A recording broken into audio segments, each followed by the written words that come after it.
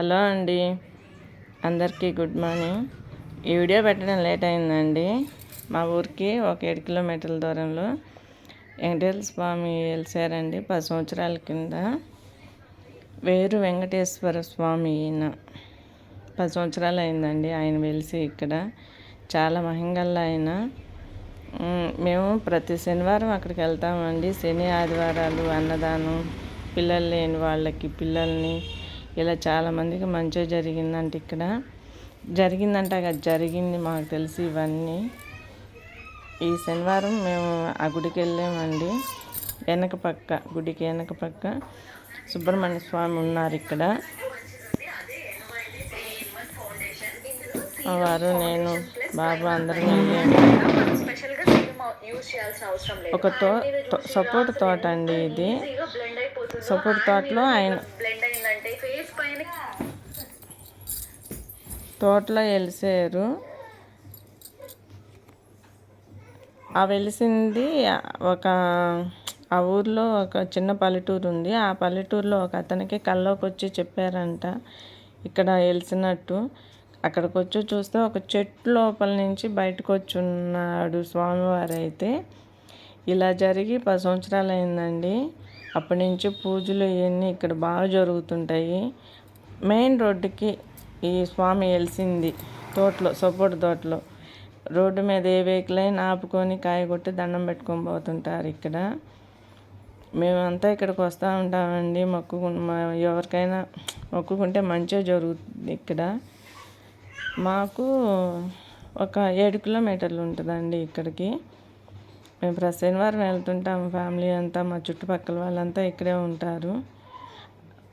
ఎవరైనా మొక్కుకుంటే అన్నదానానికి అక్కడ మనం ఇస్తే మన పేరుతో ఆ రోజు అన్నదానం జరుగుతుంటుంది. ఇలా 10 సంవత్సరాల నుంచి జరుగుతుంది ఇక్కడ.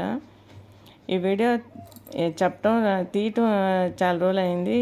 వాయిస్ ఇవ్వటం లేట్ అయిందండి. అందుకే కొంచెం శనివారం రోజు మేము గుడికి వెళ్ళే శని ఆదివారాలు బాగుంటుంది ఇక్కడ. పబ్లిక్ బాగా ఎక్కువ ఉంటారు. బాగుంటుంది ఇక్కడ.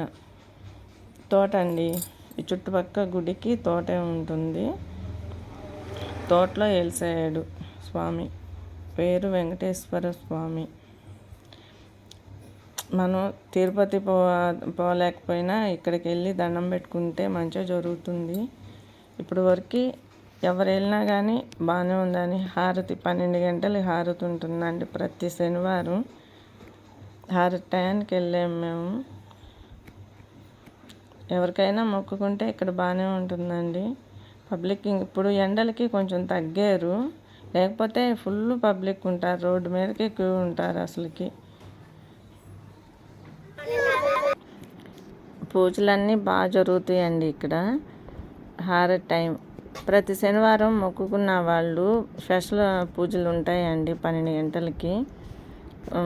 మేళతాళాలతోటి, పొంగల్తోటి గుడి చుట్టూ 3 చుట్లు తిరిగి నైవేద్యం సమర్పిస్తారు స్వామివారికి.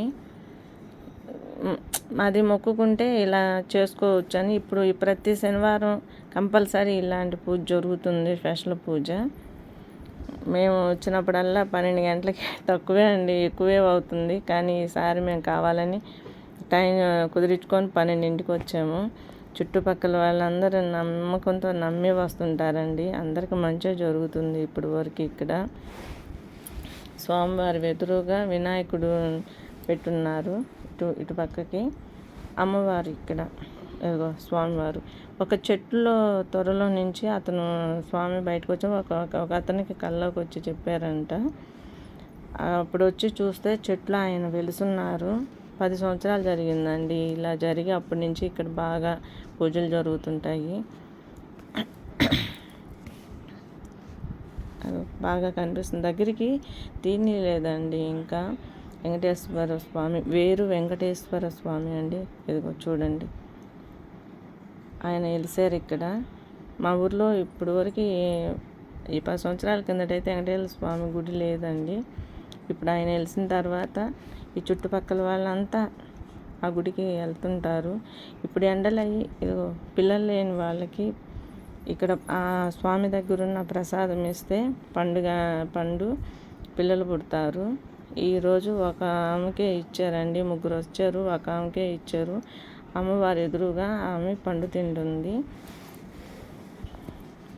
ఇక్కడ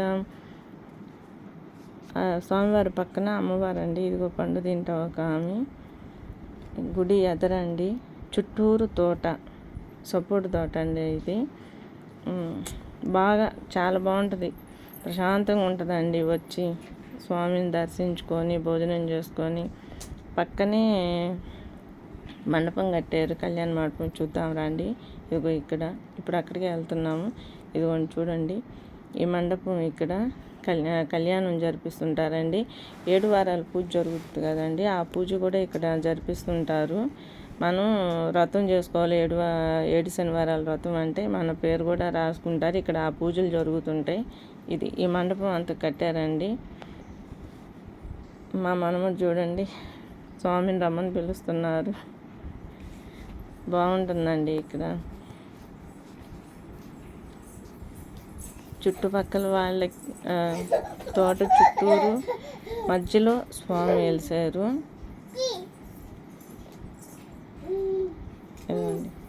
కళ్యాణ వెంకటేశ్వర స్వామి అండి. ఇక్కడ కళ్యాణం జరిపించే విగ్రహాలు, ఇక్కడ ఉత్సవ విగ్రహాలు ఇక్కడ ఉన్నారండి. ఉయ్యాల్లో ఉన్నాయి ఉత్సవ విగ్రహాలు.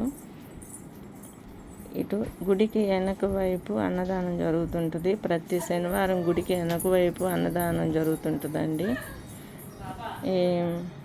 ఇటు గుడికి ఇటు పక్క తోట, అది మొత్తం చుట్టుపక్కల తోటే, సపోర్ట్ తోట. చాలా ప్రశాంతంగా ఉంటుందండి. ఇది గుడికి వెనక వైపు అండి. ఇది భోజనాలు